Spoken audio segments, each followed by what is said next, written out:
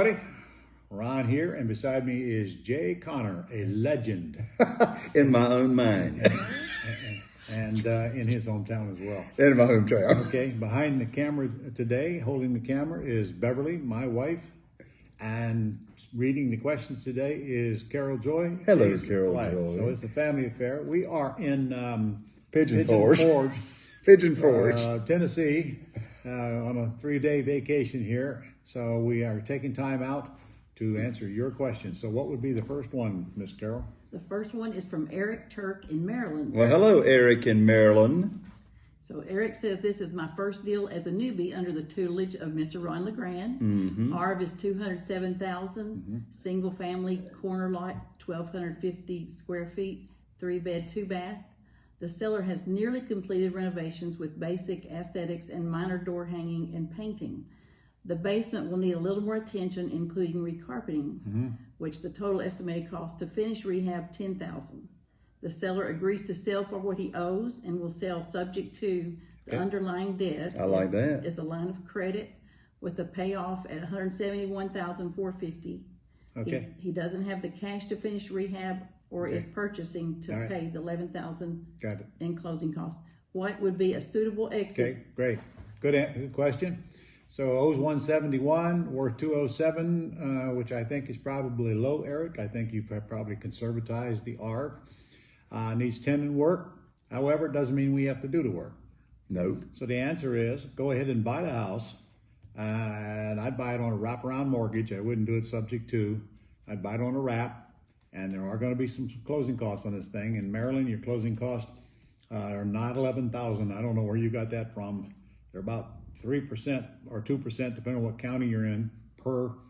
So about 6,000. 3% be about 6,000 plus attorney's fees and so maybe 7. Maybe 7,000 max. So if you can come up with the 7,000, go ahead and close on it. And by the way, Eric, if you can't, you can always lease purchase it, which might be safer anyway because of that line of credit underneath. The bank can't call the loan due if the title isn't transferred. If you lease purchase it from the seller, you got no closing costs whatsoever. And you can still put a lease option tenant buyer in there and collect the same $25,000 down, and whatever monthly spread. You didn't tell us what the payment was, so we have no we don't know what the underlying payment is. But that's a great idea, Ron. I mean, Eric, if you're concerned about those closing costs, I mean, there's your answer. And Maryland, they are high, so that will probably encourage a lot more lease purchases than I do in Florida or some other states. Now, your exit strategy is to lease option it as is, Eric. Don't spend the $10,000 on it. Put it out there as is, especially in this hot market we got today. I'd put that thing out there for $217,900, but you need to do a little bit more work because I think your ARV is low. Yeah, I agree. And you know what's beautiful when you do this strategy that Ron's talking about, you're going to be able to collect maybe a $20,000 lease option deposit. I know we can, especially in Maryland. But the point is, you're lease option it as is, so you got to put some, needs a little work in your ad. And also, you better make sure you close it with an attorney now to make sure that it's very clear that they're taking the house as is, as a condition of their purchase. So that's what I'd do. Go ahead and get it under contract as is and sell it as is. Buy with terms, sell with terms. That's it. Okay, what's that second question, Carol? Kasey Lenz from South Carolina. Hello, Kasey. Kasey or KC? Kasey. Kasey. How are the taxes handled in states like South Carolina, where if it's not a primary resident, the taxes are at 6%? I understand if you're doing seller financing to a buyer, they can claim as their primary residence. But if it is leased to own, it would be at 6%. How is this handled with my buyers and with the seller I am buying from? Doesn't it amaze you where folks get their information from? Well, that's what I was wondering is... I have no idea what you're talking about, Kasey. There is no 6% sales tax in South Carolina. And if it's a lease purchase, there's no tax whatsoever. There's no 6% transfer tax. I don't know how to answer a question like that because every bit of it is just absolutely right. Well, and another thing that we heard there in that question was, is there a difference in tax between a primary residence and an investment property? Absolutely. And to my knowledge, I'm not familiar with any kind of different. I mean, property tax is property tax. Yeah. Whether you live in the property or it's an investment property. And then the other kind of tax is, of course, annual tax, you got property tax, then you got transfer tax. Yeah, which is the same regardless. Same thing. You got transfer tax is the same whether it's primary residence or not. So I think answer, Kasey, is you need to get with a closing agent and get a little bit more educated on what your closing costs are in South Carolina, because you're way off on that question. And the good news is what you're worrying about sounds like to us, you ain't got to worry about it. Yeah, you're worrying about the wrong stuff. There you go. So Kasey, hopefully that takes care of that one. Next question. Okay, Question second number part 2 of by that first Kasey, question. right. Is it better to loan money from the IRA than to actually try buying a property directly? With the IRA. With the self-directed IRA. You want to take it? Sure. So here's an interesting fact, Kasey, before I answer your question directly.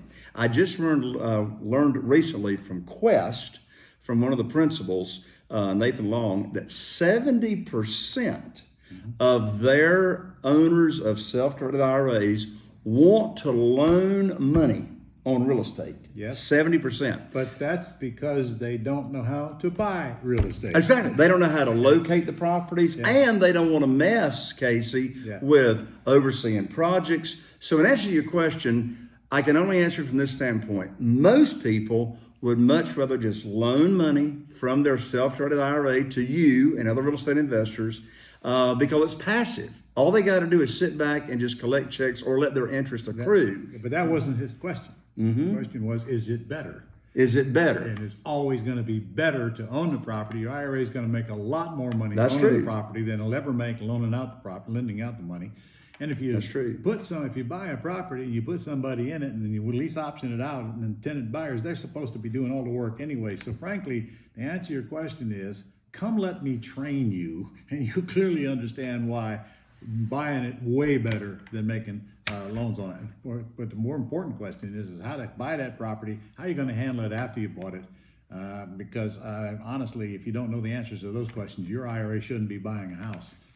And frankly, your IRA should not be making a loan on a house until you understand how to protect yourself and protect your IRA as a lender. I've made thousands of private money loans with other people's money. He's borrowed not thousands, but a lot of private money. A lot of private money. I am telling you, you better learn the rules, or somebody's going to be on the bad end of that deal before it's over with. And there are rules. Private money is just, it's not complicated, but there's a few things. The biggest thing is the loan-to-value ratio if you're going to lend out your money, because that is the biggest thing. Not somebody's credit. The loan-to-value ratio. Your only protection is that equity. Credit is totally irrelevant. Trust me, I made a lot of private loans. I learned a lot of hard lessons, which is actually where he got it from as well. I passed that torch on to him. About 11 years ago. So yeah, Kasey, if the definition of your word better is make more profit, just like like Ron said, hands down, you're going to make your IRA is going to make a whole lot more money investing in the property yourself. And like Ron said, get to him for the training.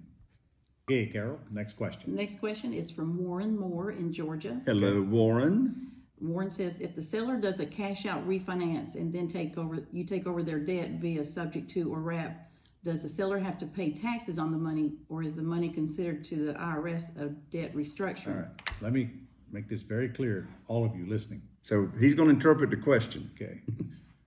Well, it's about taxes, because he's confused. Warren, you're confused. Debt has absolutely nothing to do with income taxes. That's right. It has nothing to do with income taxes. Income taxes are determined on the sales price minus the purchase price minus the depreciation they've taken along the way. How much money was borrowed is totally irrelevant. Now, there's one catch. If that seller borrowed more than they paid for the property, they will get taxed on that well, they won't if it's their homestead though. But if it's not the homestead and they borrow more than they paid, they will get taxed on that difference. That's all. But don't confuse debt with income taxes. They have absolutely no relationship whatsoever. Okay, Carol, let's get this last question in here, and I understand it's a whole lot shorter than the previous one. It is. This one is from my home state, Cal Cartier from Texas. Texas. Yes. Okay, Cal. This is my second official week.